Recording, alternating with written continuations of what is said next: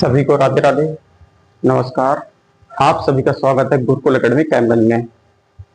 तो आपको पता होगा कि गुरुकुल एकेडमी कैमगंज में जो क्लासेस हैं ऑफलाइन वो आपकी चल रही हैं, जिसमें बच्चों को बहुत बेहतरीन तरीके से बताया जा रहा है। गणित के एक दिन में लगभग 2 चैप्टर के बारे में जानकारी दे दी जाती है।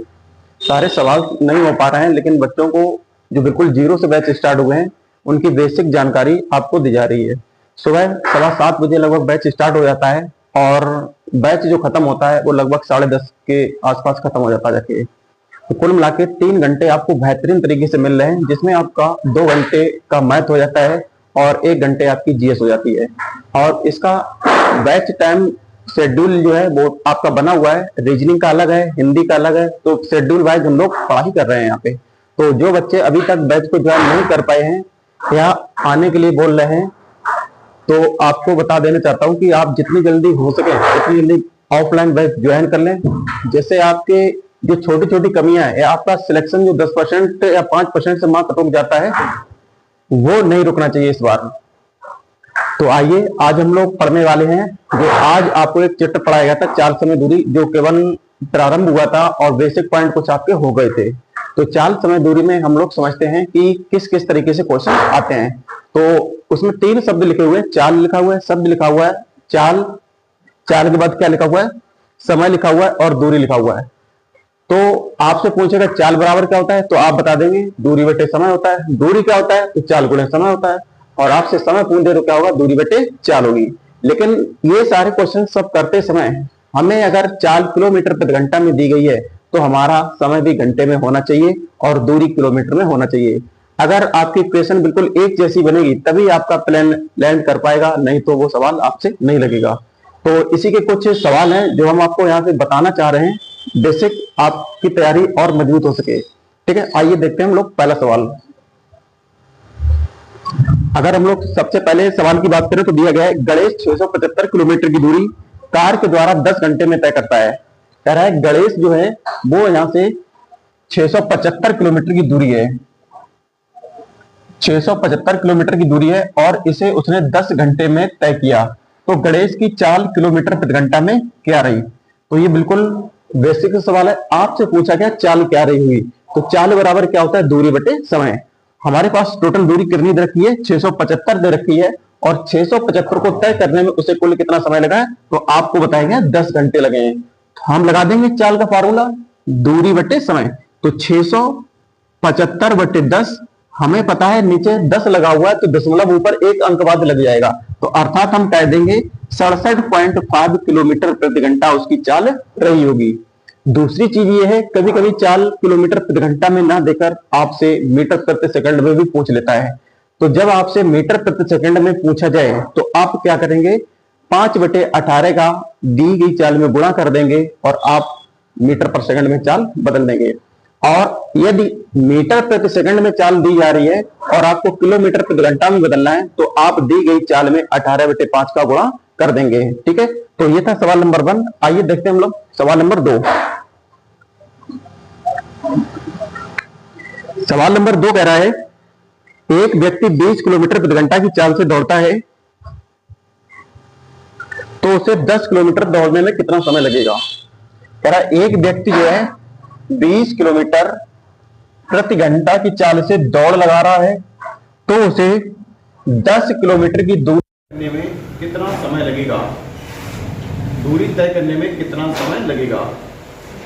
तो बिल्कुल बेसिक सवाल है, क्योंकि हमारे पास जो चाल आ रहा है और जो हमारे पास दूरी आ रही है वो ऑलरेडी किलोमीटर और किलोमीटर प्रति घंटा में है, तो हमें समय निकालने में देरी नहीं लगेगी। समय का फार्मूला पता होना चाहिए, क्या होता है आपका, दूरी बटे समय। मतलब ये है आपका दूरी और दूरी बटे चाल। तो समय बराबर हो गया दूरी बटे चाल। तो हमारे पास दूरी टोटल क्या दे रखी है, उसने 10 किलोमीटर दे रखी है और चाल कितनी है, 20 है। तो हम यहाँ से अगर 0 से 0 काटें तो हमारे पास क्या आ जाएगा, समय आ जाएगा। यहाँ पे 1/2 समय है, मतलब आधा घंटा है और आधा घंटा हम लोग क्या बोल सकते हैं, 30 मिनट उसे लगे होंगे। तो आपका ये था दूसरे। इसके बाद हम लोग आते हैं, छोटा सा क्वेश्चन दिया गया है कि 54 किलोमीटर प्रति घंटा को मीटर प्रति सेकंड में बदलें। अब इसके लिए एक शॉर्ट ट्रिक होती है कि अगर 54 किलोमीटर प्रति घंटा और एक होता है मीटर प्रति सेकंड। अगर बड़ा दिया जाए तो उसमें तुमने देखा होगा 18/5 या 5/18 का हम लोग गुणा करते हैं। बड़ा दिया है तो बड़े संख्या का भाग लगा दो और छोटा दिया है तो छोटी संख्या का भाग लगा दो। यहाँ पे 54 किलोमीटर प्रति घंटा दिया गया है, उधर क्या होता है बड़ा 18 होता है। 18 का भाग लगाओ कितना है 18 3 54 और 5 पे जाके गुणा कर दो 5 3 15। अगर ऐसे नहीं समझ में आ रहा है तो 54 किलोमीटर प्रति घंटा को हमें बदलना है मीटर प्रति सेकंड में, तो हम लोग क्या कर देंगे 5/18 का गुणा 18 3 54 5 3 15 मीटर प्रति सेकंड आपकी क्या हो जाएगी चाल हो जाएगी। ठीक है, आइए देखते हैं हम सवाल नंबर 5। सवाल नंबर 3 होगा, 5 नहीं होगा। अगला जो दिया गया है वो दिया गया है कुछ बेसिक से सवाल है, इनको हम लोग वैसे क्लास में भी छोड़ देते हैं, जो बिल्कुल आने लायक नहीं है, जो बिल्कुल कह सकते हैं फर्जी सवाल हैं, तो इनको हम लोग नहीं लगाते हैं, तो यहां पर भी नहीं लगाएंगे। जो आपके लिए महत्वपूर्ण हो सकते हैं हम उन सवालों पे ध्यान देंगे। अगला सवाल है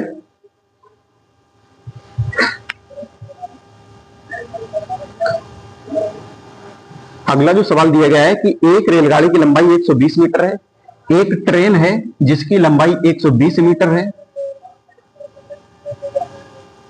120 मीटर है, यदि गाड़ी की चाल 60 किलोमीटर प्रति घंटा है। अब करा यहां पे जो गाड़ी है उसकी चाल जो है वो 60 किलोमीटर प्रति घंटा है, तो कितने समय में एक खंबे को पार कर लेगी। तो कह रहा है इसके आगे एक खंबा पड़ा है, इसको पार करने में उसे कितना समय लिया होगा। आपको कुछ नोट पॉइंट पता होने चाहिए जो कि चैप्टर पढ़ाते समय आपको बता दिए जाते हैं। जब ट्रेन किसी खंबे को पार करती है तो वो खुद की दूरी या खुद की लंबाई को पार करती है, ये आपको पता होना चाहिए। तो हम मान लेंगे उसने अगर 120 मीटर को पार कर लिया होगा तो इस खंबे को भी पार माना जाएगा, क्योंकि ट्रेन का लास्ट डब्बा जब इससे निकल जाएगा तभी वो चीज पार मानी जाएगी। अर्थात हम कह सकते हैं ट्रेन अपनी ही लंबाई को पार कर ले, वही आपका समय हो जाएगा।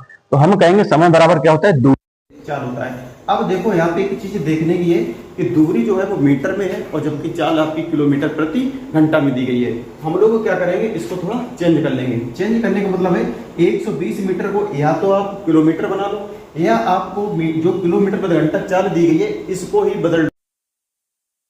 तो 120 मीटर है तो हम क्या करेंगे नीचे वाले को बदल लेंगे 60 गुणा करेंगे 5/18। 18 आपका कहां चला जाएगा ऊपर चला जाएगा। हम 0 से 0 काट देंगे और 6 से काटेंगे 6 दूनी 12, 18 दूनी कितना हो गया 36/5। आप भाग लगा दो तो आंसर कितना आएगा 7.2 मीटर मतलब कि सेकंड। एक हाँ 7.2। अच्छा ये क्या है इतना ही लगा देना तुम, क्योंकि इससे वो बोलेगा आपसे ये आपका समय पूछा जा रहा है और ये जो आ रहा है वो समय ही आ रहा है और समय किसमें आ रहा है सेकंड में आ रहा है। और सेकंड में अगर आ रहा होता है तो हम लोग समय को बहुत ध्यान से चेंज कर लेते हैं। अब हम यहां से भाग लगा देंगे या हम क्या कहेंगे 60 का गुणा कर देते हैं। ठीक है 60 का गुणा कर देंगे ऑटोमेटिक ये समय चेंज हो जाएगा। तो आंसर आ जाएगा आपका 7.2 सेकंड। 60 का अच्छा इसमें सीधा ऑप्शन लिखा 7.2, तो ये और अच्छा बात है, ये आपको 60 का बदलना नहीं पड़ रहा है। तो आंसर आएगा 7.2 सेकंड। ठीक, ये था अगला सवाल। इसी के बाद आते हैं नेक्स्ट क्वेश्चन पे। नेक्स्ट क्वेश्चन दिया गया है 180 मीटर लंबी रेलगाड़ी, कह रहा है कि ट्रेन है जिसकी लंबाई 180 मीटर है, 60 किलोमीटर प्रति घंटा की चाल से और 60 किलोमीटर प्रति घंटा की चाल से जा रही है, तो 320 मीटर लंबे प्लेटफार्म को कितने समय में पार करेगी। इसके आगे एक प्लेटफार्म पड़ा जिसकी लंबाई कितनी है 320 मीटर है और इसकी चाल कितनी बता दी 60 किलोमीटर प्रति घंटा बता दी। इसको पार करने में क्या समय लिया होगा ये आपसे पूछा गया। तो हम लोग क्या करेंगे जब ट्रेन किसी प्लेटफार्म को पुल को या गुफा को पार करती है तो इसका मतलब वो खुद के साथ साथ उस गुफा के भी जो लंबाई होती है वो आपकी ऐड हो जाती है। अगर हम देखें 180 और 320 से जोड़ें तो कितना हो जाएगा आपका 3 1 4 4 और 1 500। तो हम कहेंगे उस ट्रेन को 500 मीटर की दूरी को पार करना है और पार कितने से करेगी 60 करेगी और हम चेंज कर लेंगे 5/18 का गुणा करके इसमें। ठीक है जैसे नीचे किया था। यहां से हम लोग काटेंगे 0 से 0, 6 से कटेगा 6 3 18 हो जाएगा, 5 से कटेगा तो 5 कम 5 तो 10 3 कितना हो जाएगा 30 सेकंड का टाइम लिया होगा उस पुल को पार करने में। ठीक है तो ये कुछ बेसिक सवाल हैं जो आपको अभी 4-5 सवाल बता दिए गए। यही सवाल बहुत बेहतरीन तरीके से ऑफलाइन क्लास में चलते हैं जिसमें आपको लगभग 4 किताबों का निचोड़ दिया जाता है और बच्चे को कहीं से भी हताश ना होना पड़े, कहीं से भी उसका सवाल गलत ना, ये सब समझाया जाता है आपकी क्लास में। हो सके तो आप लोग ऑफलाइन में जरूर ज्वाइन करें। हमारा जो नंबर है वो इस पे शायद कहीं ना कहीं किसी वीडियो में चल रहा है और पता जो है वो है में दत्तू नंगला। आप आ जाएंगे तो दत्तू नंगला में ये सेंटर पूरा चलता है। नेक्स्ट वीडियो में, तब तक के लिए सभी का धन्यवाद, नमस्कार। वीडियो अगर अच्छा लगा हो तो वीडियो को लाइक शेयर और सब्सक्राइब जरूर करें। ठीक है, धन्यवाद, थैंक यू।